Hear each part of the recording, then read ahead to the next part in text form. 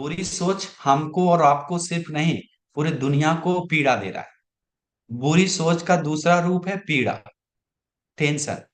आज नहीं दे रहा है लेकिन कल देगा। वो विपाक के रूप में दुख देगा। तो बुरी सोच को कैसे निकले, तो उसके लिए भगवान बुद्ध कई सूत्र में, ये सारा सूत्र तो बुरे सोच से निकलने के लिए ही बताया जा रहा। तो हम लोग मन को बुरी सोच के निकालने के लिए सबसे पहले क्या करना चाहिए, जो बुरी सोच है, क्योंकि मन हम लोग के पास दो नहीं है, पहली बार सोचना, एक ही मन है। तो उसी मन से हमको लड़ना है, उसी मन से जीतना है। तो उसको मन से जीतने के लिए सबसे पहले करना चाहिए, भगवान बुद्ध बताएं, इस मन को, उसी विचार को वो होने दो, उसी के साथ धर्म का विचार सोचो। उस समय धर्म के विचार सोचेगा तो भगवान बुद्ध बताएं बुरी सोच से निकल जाएगा। जैसे कांटा से कांटा निकालना जैसा, कांटा हाथ में गड़ जाता है तो पीन लेकर हम लोग निकालते हैं। वैसा ही भगवान बुद्ध, दूसरे सोच को दूसरे सोच से गिराओ, धर्म का सोच से उसको कमजोर बनाओ। फिर भगवान बताए कभी कभी ऐसे भी नहीं हो सकता है, तो भगवान बुद्ध बताए उसको क्या करने के लिए, उसका दोष मनन करो, खतरा मन, अरे ये हम बुरा सोच सोचेंगे तो मेरा क्या होगा, हम दुखती जाएंगे, हमको अपाय में गिरना पड़ेगा, हमको अनंत दुख भोगना पड़ेगा। छी, हम ऐसा नहीं करेंगे। कितना लोग ये मैं बुरी सोच के कारण कहां कहां तक पहुंच गया।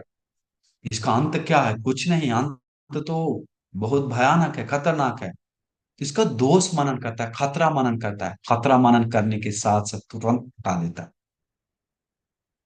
जैसे में आप कौन है, आप एक लड़की है, नाम सोनाली नाम है आपको पास शिखा का, ठीक है।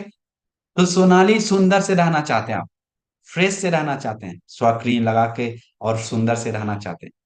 लेकिन सोनाली के ऊपर कोई मरा हुआ कुत्ता, सड़ा हुआ कुत्ता फेंक दे, क्या करेगा?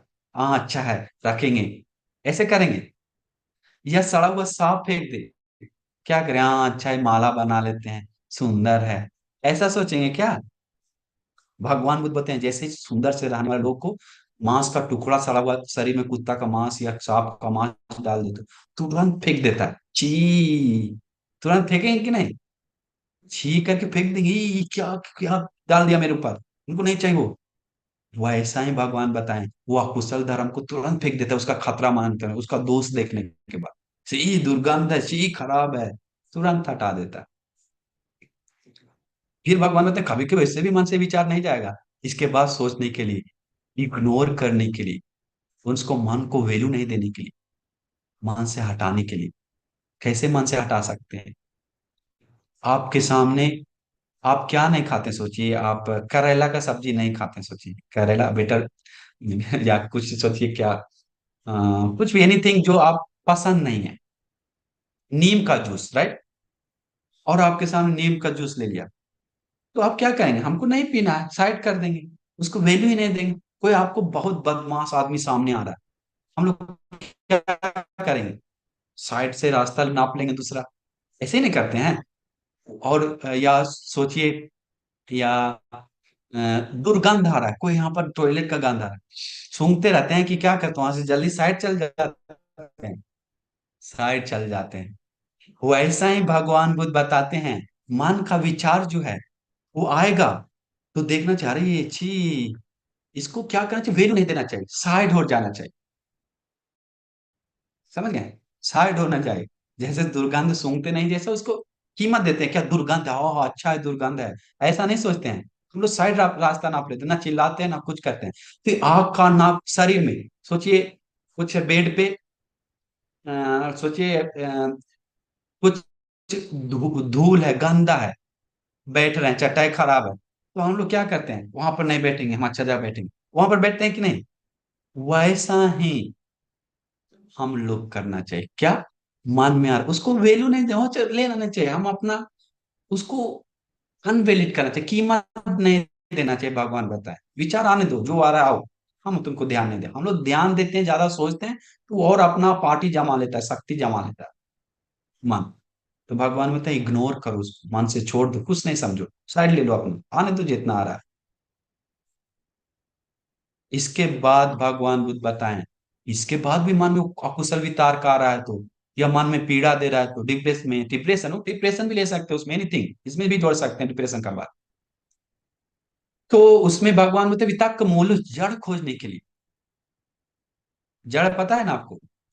जड़ मतलब कहाँ से ये इतना पीड़ा दे रहा है, खत्म कर रहे हैं, खत्म कर रहे हैं, फिर भी नहीं खत्म हो रहा है, मेरा पीछा कर रहा है। कहाँ से शुरू हुआ? कहाँ से शुरू हुआ?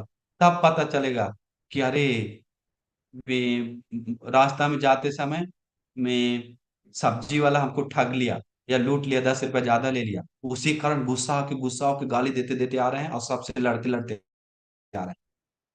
ये छोटा सा कारण पे हम इतना टेंशन ले ली। या कुछ छोटा सा कारण सोच लीजिए, पति कुछ दो बात बोल दिया, उसी से नाराज होकर 10 दिन से बात नहीं करें, बात बड़ा हो गया। और फिर बाद में सोचता है कि अरे कहाँ, क्यों इससे ज्यादा टेंशन है, कहाँ से? देखता है एक पति एक दो बात बोल दिया, उसके कारण हम गुस्सा। छी, शर्म लग रहा है, छोटा सा बात पे इतना हम सोच रहे हैं। तो बात को हटाता है। बात समझ रहे हैं? बात को हटाता है। भगवान बताए, जैसे कोई आदमी दौड़ रहा है, दौड़ते हुए करते हैं, हम क्यों दौड़ रहे हैं? पसीना छूट गया, थक गए, हम क्यों इतना थक रहे हैं? क्यों धीरे चल रहे हैं? कोई मतलब नहीं चलने का, थके हुए पैर दर्द दे रहा है, हम बैठ जाते हैं। सोचते क्यों बैठे हुए हैं?